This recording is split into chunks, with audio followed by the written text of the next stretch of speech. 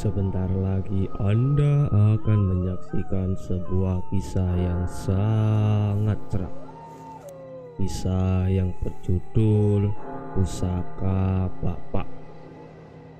Siapkan mental Anda dan mari kita ke ceritanya.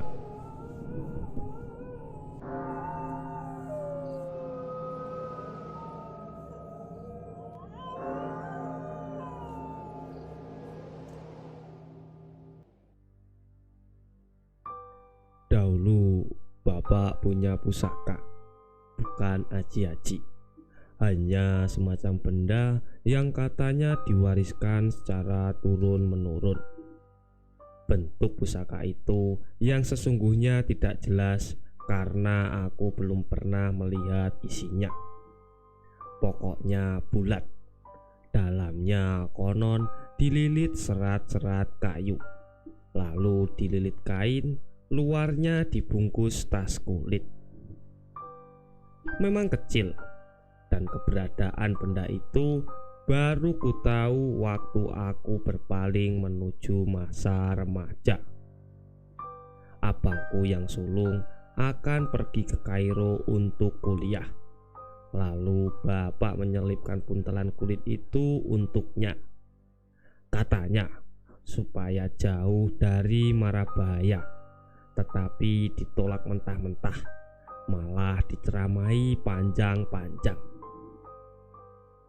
Ketika aku SMA, abangku nomor 2 berangkat ke Madinah. Lagi-lagi bapak mempromosikan pusakanya. Lagi-lagi ia ditausiai oleh anaknya. Bahkan abang sampai menangis agar bapak membuang benda itu supaya tidak masuk jahanam. Tapi masih saja tetap ia simpan. 3 tahun berikutnya giliranku, anak bontot. Aku tidak pergi jauh-jauh, cuma pergi ke Jawa. Juga aku tidak mau kuliah agama, melainkan ilmu alam. Bakal repot ceritanya kalau seisi raimi buku cuma belajar agama.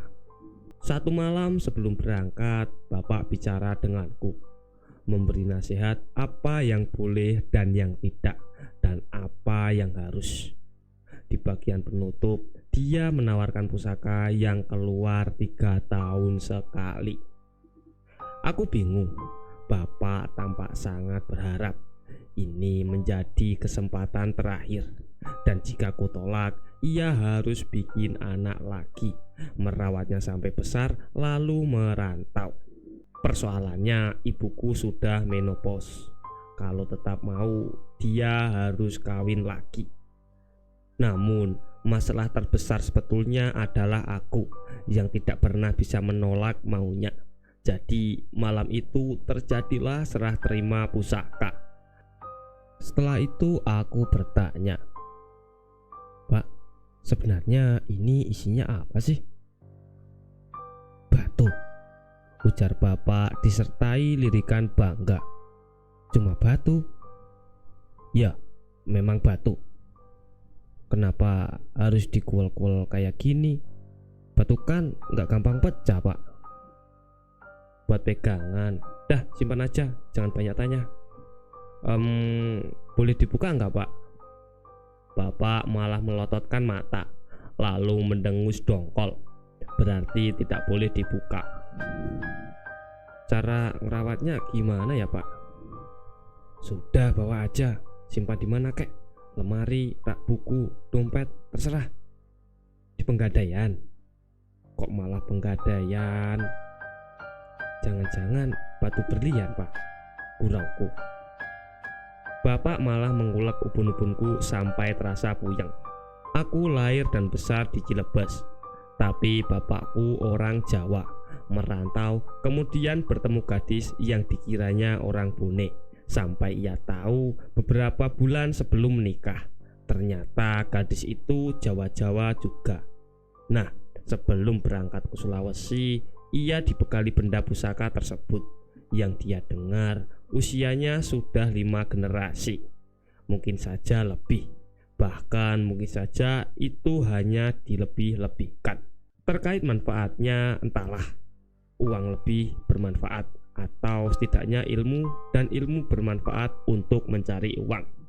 Aku sendiri tak percaya dengan itu, semata-mata hanya untuk menyenangkan bapak. Lagi pula jika abangku kembali dari Kairo atau Madinah dan mereka menceramai bapak, aku tinggal bilang barangnya ada padaku. Mereka pasti giliran mengincarku habis-habisan. Kalau perlu dengan menangis jilid dua sebelum akhirnya memaksa agar benda ini segera dibuang jauh. Kalau sudah begitu gampang saja, aku tinggal membuangnya.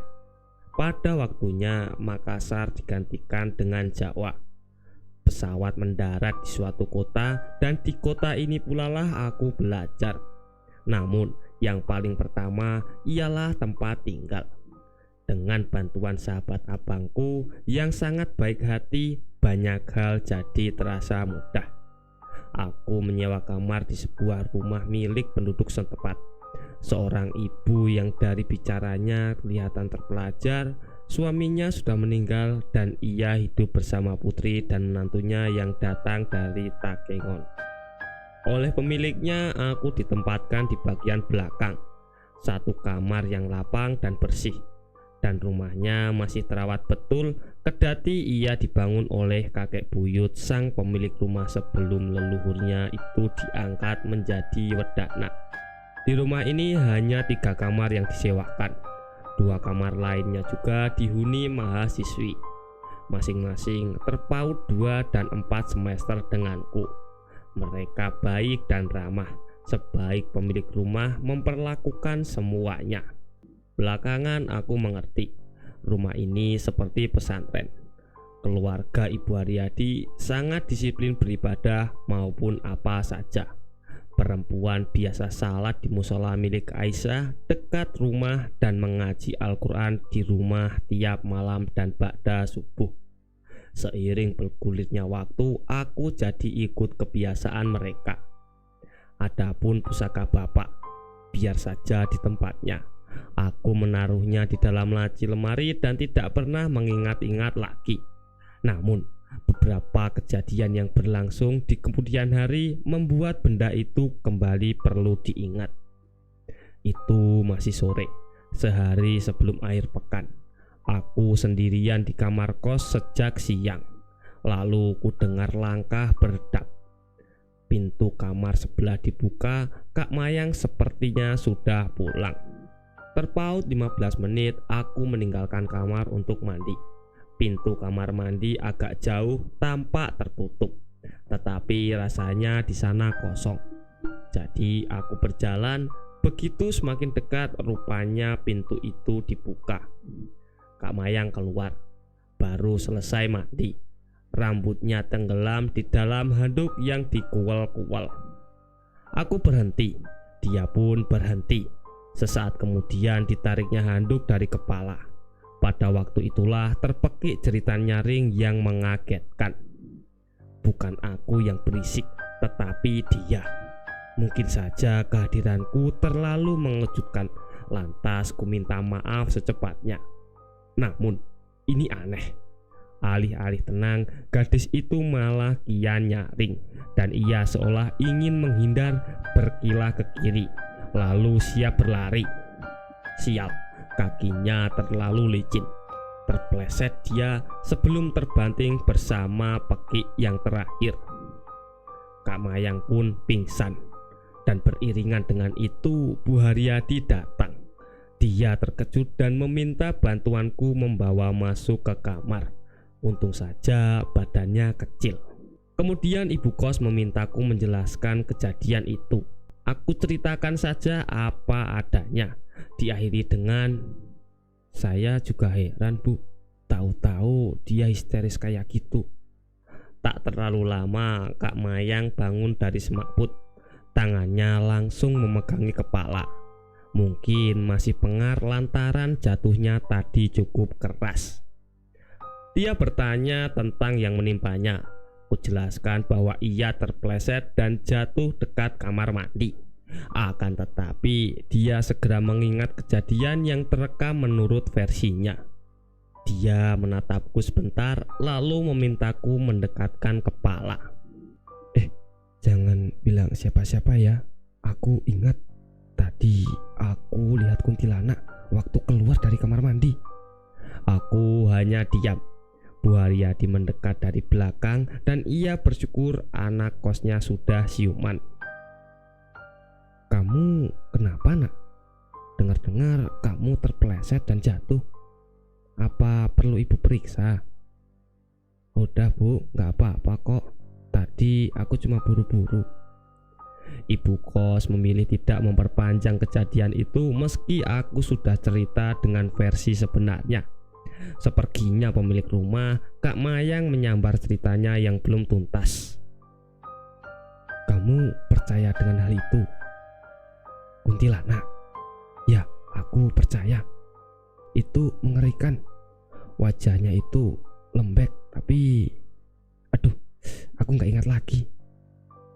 Udah, gak perlu mengingatnya kak. Kamu istirahat saja. Tetap saja itu sangat seram. Kamu pernah melihatnya sebelum tadi? Dia menggeleng, tetapi setelah itu mengucapkan teorinya tentang rumah lama. Ini rumah berumur 100 tahun.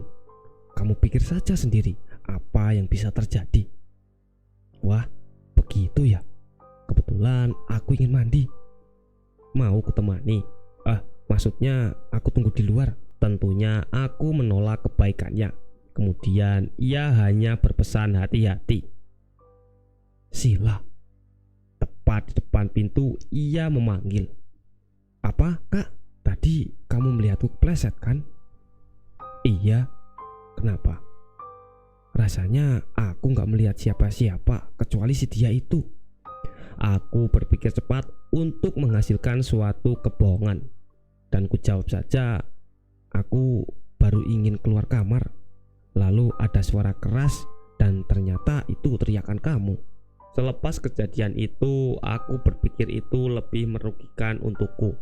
Kak Mayang mengaku cuma melihat si makhluk halus, padahal seharusnya tidak. Dia dan aku berjarak 2 meter. Entahlah, boleh jadi sosok itu berdiri menghalangiku, atau ia membutakan pandangannya, atau mana mungkin. Demi waktu, kejadian itu dengan mudahnya dilupakan. Aku tidak pernah diganggu. Demikian pula dengan yang lain. Di samping itu, rupanya sebelum peristiwa sore itu tidak pernah terjadi keanehan. Bu Haryadi sendiri tutup mulut. 1 bulan kemudian, malam hari, selesainya mengaji dan salat isya, hujan tumpah setumpah-tumpahnya. Tetapi aku ingat ada jemuran yang belum diangkat. Dengan membabi buta aku berlari ke belakang, di mana pakaian digantung sepanjang hari. Setelahnya aku kembali, melewati bagian semi terbuka yang agak gelap, tempat perkakas dan apa saja yang tidak terpakai. Kebetulan Kak Sis muncul juga dengan berlari. Ajaibnya ia tiba-tiba mengerem, berteriak hingga kehabisan suara, lalu balik badan dan kembali pontang-panting. Sampai di rumah Kak Sulis menyerbu. Kamu dari mana sih? Itu ambil jemuran. Kamu ambilkan bajuku enggak? Iya ini, sekalian saja daripada basah kuyup, tapi masih campur-campur. Aku pisahkan dulu ya. Kemudian ia menunjukkan dirinya tidak terlalu acuh pada pakaiannya, malah menodong. Kamu gak lihat apa-apa tadi? Apa-apa itu maksudnya apa? Jadi memang gak lihat apa-apa? Enggak, tapi aku melihat kamu kok berteriak di dekat gudang lalu balik arah. Aku lihat kuntilanak, Sila. Hah? Di mana kuntilanak? Rupanya Kak Mayang sudah bergabung dengan percakapan itu. Aku dari tadi langsung ingat peristiwa yang lalu. Semalam kami bertiga jadi mengulas kuntilanak. Dan bukan cuma kuntilanak, melainkan pocong, gendruwo, dan nama-nama yang lain. Cerita setan asik juga kalau diulas bersama-sama, tapi entahlah kalau sendiri. Bahkan aku sampai ketiduran di kamar Kak Sulis. Akan tetapi aku terjaga dari tidur karena rupanya tidur bertempet-tempet 3 orang itu tidak nyenyak. Pukul 23.51. Pelan-pelan aku beringsut agar tidak membangunkan yang lain. Sebelum pulang ke kamar, aku lebih dulu mampir ke kamar mandi untuk melakukan hal yang biasa. Rumah terasa sunyi, berbunyi menguing khas bunyi tengah malam. Aku tidak memikirkan banyak hal, sebab kantuk masih menggelantung di mata. Kemudian aku berjalan liap-liap. Dengan kepala menunduk, pikiran berada di atas kasur, tetapi kamar terasa amat jauh. Hingga seperti suara membuatku seperti digebuk. Saat itu juga pandangan langsung terang. Selanjutnya aku tambah sadar bahwa itu bukan suara, tetapi bunyi yang asalnya dari kamarku. Tidak jelas itu bunyi apa, hanya semacam kayu bergedek-gedek. Sejenak ragu menghinggapi benak, tetapi aku tahu tak mungkin pula aku berdiri lama-lama di luar kamar. Akhirnya dengan agak was-was kudorong pintu. Di dalam tidak ada siapa-siapa, melainkan pintu lemari tampak berkibas pelan dengan sendirinya. Jujur aku tidak siap. Percaya pada benda pusaka dan percaya pada gaib itu dua hal yang berlainan. Aku segera memutuskan tidak mau tidur sendiri.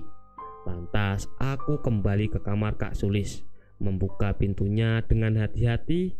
Namun mereka ternyata tidur dengan kaki tangan terbentang sebegitu panjang. Aku hanya menelan ludah. Kelihatannya sudah tak ada lagi tempat untuk orang ketiga. Begitulah aku terpaksa kembali ke kamar. Untuk satu alasan, pintu sebaiknya dibiarkan terbuka sedikit. Cerita-cerita setan kini baru terasa akibatnya. Beberapa area di kampusku, kata Kak Mayang, konon teramat angker. Dan kisah itu sekarang terkilas. Walaupun kampus dan rumah Bu Hardi sama sekali tidak berhubungan, namun yang paling mengganjal otakku justru benda titipan bapak. Kebetulan atau tidak kebetulan, ia tersimpan di dalam lemari, dan pintu lemarinya bergoyang tanpa sebab. Pikiranku ini tiada henti mencemaskan terlalu banyak soal. Semakin jauh, aku malah mengira bukan ini yang menyebabkan beberapa kekagetan, tetapi benda titipan bapak. Oleh karenanya ia harus dicarikan jalan keluarnya. Aku harus membuangnya besok. Jangan dibuang, nak. Astaga, siapa itu yang membisikkan? Jangan dibuang, nak. Suara itu melirih amat dekat dari telingaku. Wah, ini tidak boleh dibiarkan. Rupanya memang batu itu yang menjadi sebab. Mungkin saja itu benar bertuah, yang artinya dijaga oleh jin, seperti benda-benda serupa lainnya. Daripada kabur, aku malah memilih jalan damai. Pelan-pelan mengatur nafas dan pikiran, kemudian berkata seorang diri, baiklah, aku nggak akan membuang batu itu, tapi mengembalikannya untuk bapak. Berat, Kak Mayang! Itu terjadi begitu saja. Merinding setengah mati begitu pintu kamar dan lemari secara bersamaan dibanting. Aku menangis, meronta-ronta. Rupanya diri ini lebih ciut daripada yang kukira sebelumnya. Bapak! Tidak terhitung berapa kali aku merancau, menyebut siapa saja yang ada di dalam pikiran, dari nama Tuhan sampai nama menantu Bu Haryadi. Akan tetapi rasa takutku justru makin menggumpal. Lalu secara tiba-tiba seperti kilatan petir, wujud itu rupanya telah berdiri di sebelah lemari. Mulutku sontak menganga, mataku dan matanya saling tertaut. Terkilas dalam kepala ucapan Kak Mayang tentang lembek pada sore hari itu. Namun selebihnya aku tak ingat lagi. Dan alhasil benda itu berhasil dibuang dengan cara yang teramat rumit dan perlu waktu serta ketabahan. Bapak mulanya menolak keras, tapi jaraknya yang jauh menguntungkan aku dalam membuat keputusan. Tergantung yang kualami malam itu baru dapat diketahui keesokan malam. Tentang yang kualami malam itu baru dapat diketahui keesokan malam. Kata Kak Mayang dan yang lain-lain, aku berusaha menghancurkan apa saja. Dan setelah 1 pekan setelah benda klenik itu dibuang, aku harus pulang karena dikabari ibu bahwa bapak mengalami pendarahan. Dia hanya bertahan semalam di unit intensif sebelum meninggal pada pagi hari.